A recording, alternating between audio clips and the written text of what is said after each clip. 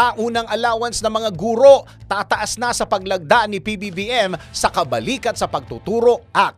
Good news po ito para sa mga mahal nating teachers. Tataas na ang yearly allowance ng mga gurong nagtatrabaho sa mga pampublikong paaralan. Ito ay matapos lagdaan ni Pangulong Ferdinand Bongbong Marcos Jr. ang Republic Act 11997 o Kabalikat sa Pagtuturo Act nitong June 3, 2024. Ano nga ba ang nilalaman ng Kabalikat sa Pagtuturo Act?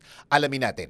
Sa ilalim ng Kabalikat sa Pagtuturo Act, dodoble na ang taunang teaching allowance ng public school teachers na magiging 10,000 mula 5,000 noon. Non-taxable ang allowance na ito at magsisimulang ipamahagi sa paparating na school year 2025-2026. Ayon kay Pangulong Marcos, sa loob ng ilang dekada, kusang loob na gumagastos sa mga guro ng kanilang sariling pera para sa mga kagamitan sa silid paaralan. Anya, sa kabila ng kanilang problemang pinansyal, buong puso nila itong ginagawa bilang bahagi ng kanilang responsibilidad at tungkulin sa kanilang mga mag-aaral. Sa pagpasa ng Kabalikat sa Pagtuturo Act, pinagagaan ng pamahalaan ang ilang pasaning dinadala ng mga teacher sa pang-araw-araw nilang buhay. Teachers are the unsung heroes of our society, of any society for that matter.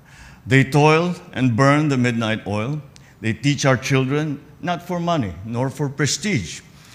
They serve our country each day by teaching our children the basic foundations to make them responsible and productive citizens.